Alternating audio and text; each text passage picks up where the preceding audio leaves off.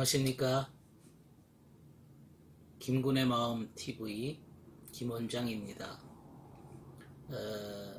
이번 시간에는 의도의 순수성과 위선에 대해서 함께 생각해 보고자 합니다.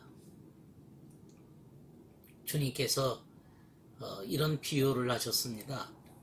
너희 생각에는 어떠하냐?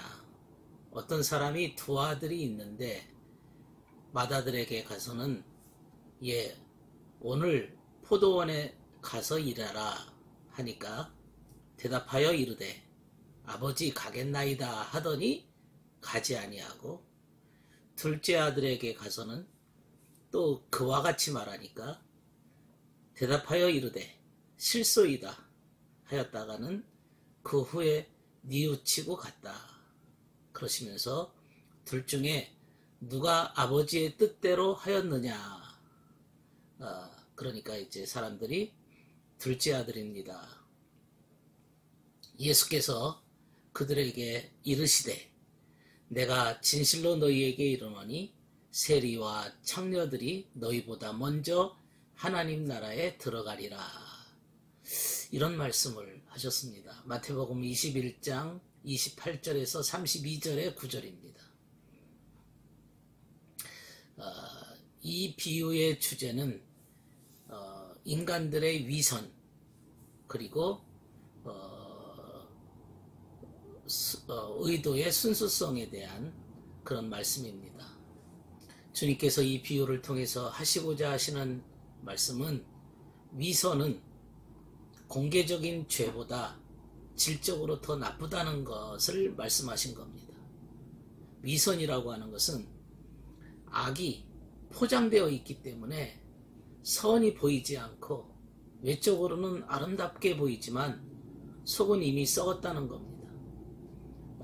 이런 자들은 선을 행할 줄 알면서도 악을 행하는 자들입니다. 고의적으로, 의도적으로 악을 행한다는 것이죠. 선이 좋은 줄 알고는 있습니다. 또 공개적으로는 선하게 행동하겠다고 또 말을 합니다. 그러나 이들의 속마음은 그렇지 않습니다. 이들의 속마음은 악한 의도가 이미 내재해 있는 것입니다. 공개적으로는 아름답게 보이고 선하게 보이지만은 속에서는 악한 것이 내재해 있다는 말씀입니다. 그러나 반면에 이미 죄지은 인간들은, 공개적인 죄인들은 이미 죄를 지었기 때문에 이미 악이 드러났습니다. 악이 드러났기 때문에 더 이상 감출 것도 없고 포장할 것도 없고 숨길 것도 없습니다. 이들은 이제 다 드러났기 때문에 이제 더 이상 숨길 것이 없습니다. 중요한 것은 내 잘못을 수정할 것밖에는 남은 것이 없는 겁니다. 이 내용을 좀 더 살펴보면 넓은 의미에서 오늘 포도원에 가서 일해라 이런 말씀이거든요. 성경에 이 포도원이라고 등장할 때는 교회를 의미합니다. 또 작은 의미로 말하면 포도원이라고 하는 것은 인간의 이해력을 의미합니다. 이해하는 능력, 생각하는 능력, 이 이해의 능력이 좁거나 편협하면 사람은 진리를 깨달을 수준이 작을 수밖에 없습니다. 자기 나름대로 아전인수격으로 자기 수준으로 밖에는 진리가 보이지 않고 또 그렇게 해석을 합니다. 인간의 이해의 능력이라는 것은 이해력이라고 하는 것은 짐승과 구별되는 위대한 능력입니다.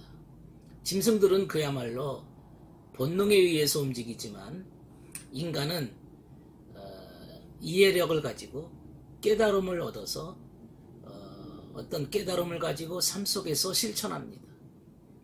다시 말해서 삶의 윤리, 도덕, 가치관 이런 것들을 많이 습득을 해서 현실 속에서 적용하면서 살아갑니다. 한마디로 말하면 진리를 배워서 행동한다는 그런 뜻입니다. 이해력이 밝아지면, 진리의 빛이 오면 그 진리를 이해하고 삶 속에 적용하는 것이, 그게 바로 사람다운 삶이라고 말할 수가 있습니다. 이 비유에서 주님께서 일을 시키면서 오늘 그 일을 해라, 이렇게 권고합니다. 오늘 해라, 오늘. 오늘이라고 하는 시간은 현재입니다. 현재는 지금 그 일이 필요한 시점입니다. 지금 현재 하지 않으면 일을 안 하는 겁니다. 내일은 아직 오지 않는 시간입니다. 어제는 이미 없어진 시간입니다. 현재라고 하는 것은 지금입니다. 지금 안 하면 하지 않는 것입니다. 인간은 현재를 디디고 점점 이 현재가 날마다 현재 속에 살면서 영원한 세계로 들어갑니다. 그래서 어거스틴은 하늘나라는 영원한 현재라, 이런 말을 썼습니다. 어거스틴은 저 세상에서의 삶은 영원한 현재라, 이렇게 말을 하고 있습니다. 인간이 지금 거듭나지 않으면 그 사람은 거듭나지 않은 겁니다. 그러나 지금 거듭나고 있다면 그는 영원한 세계에 이미 들어간 겁니다.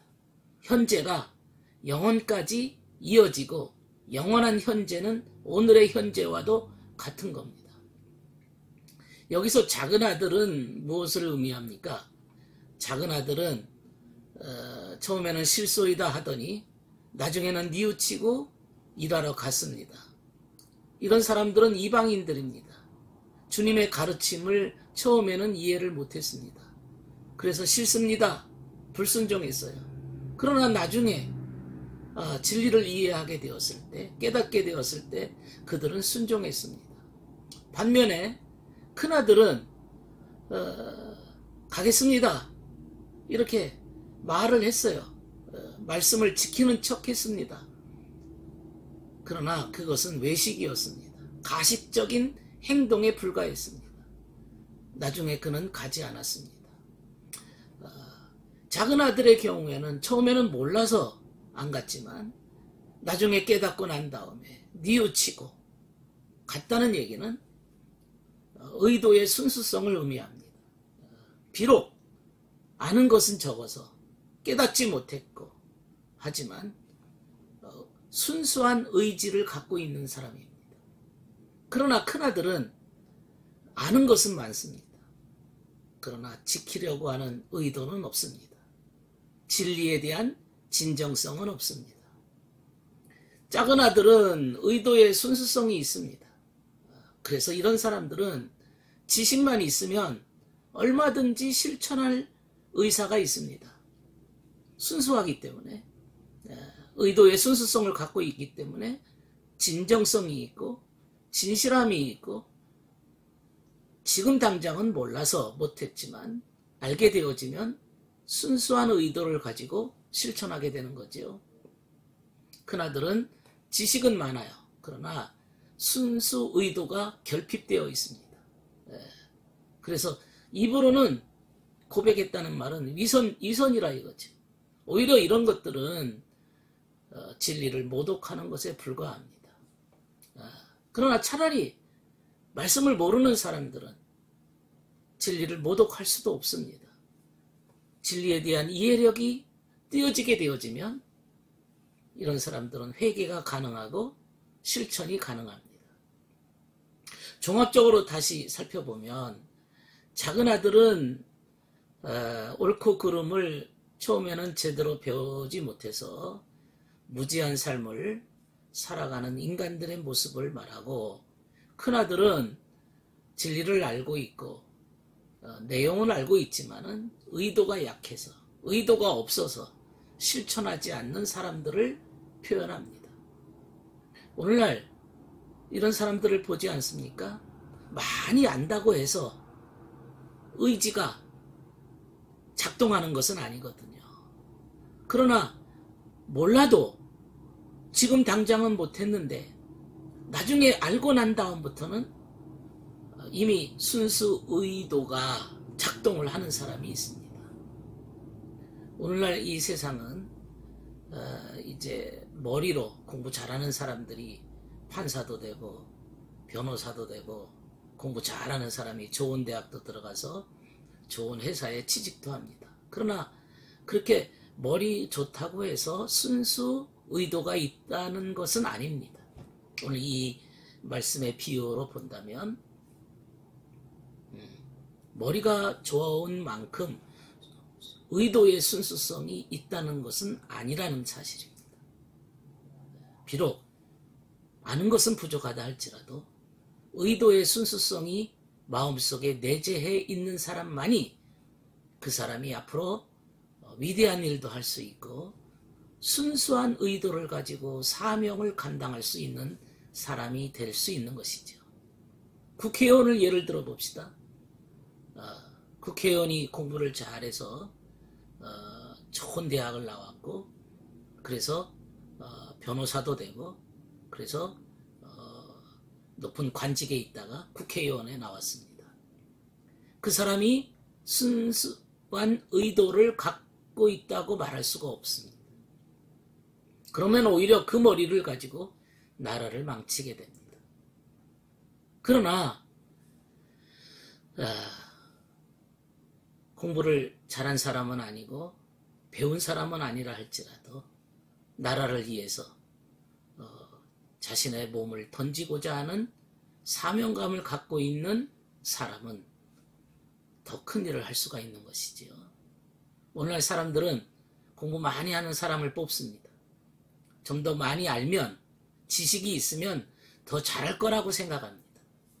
지식이 있으면 큰 교회 목사 될 자격이 있다고 생각합니다. 지식이 있으면 국회의원도 되고 변호사도 되고 판사 검사도 될 자격이 있다고 생각합니다.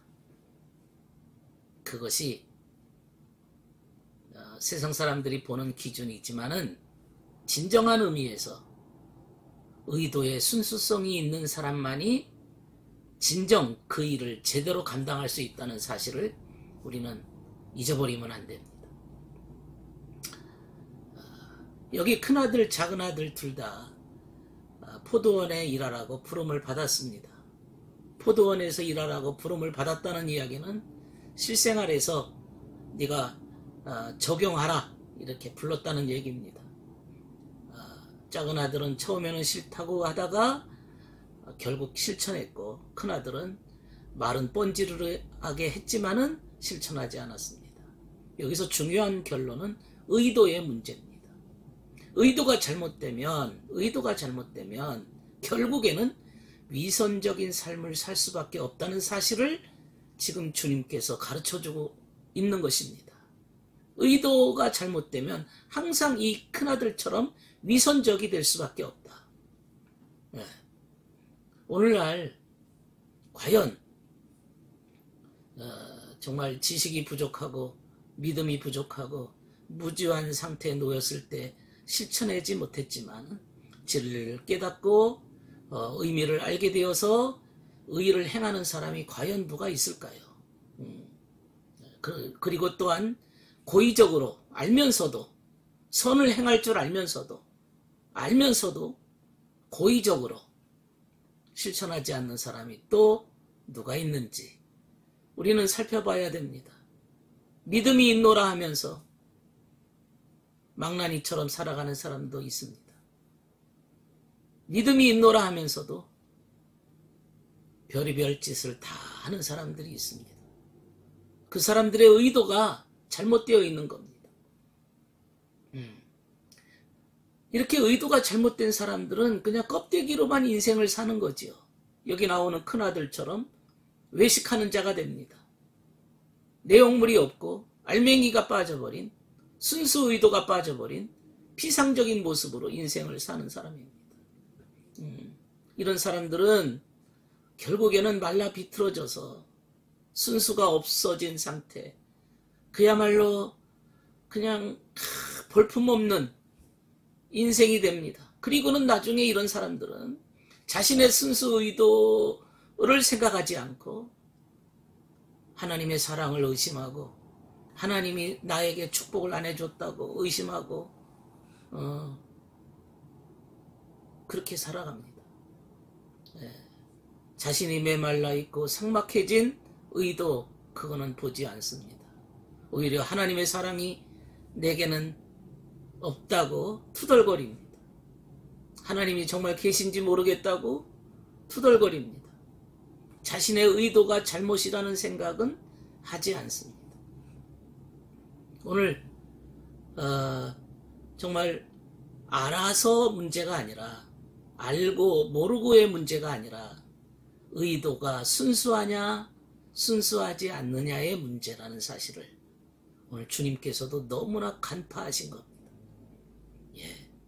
우리는 여기서 큰아들이 되어야 되겠으니까 뉘우치고 실천했던 작은 아들이 되어야 되겠습니까? 이 작은 아들의 순수 의도가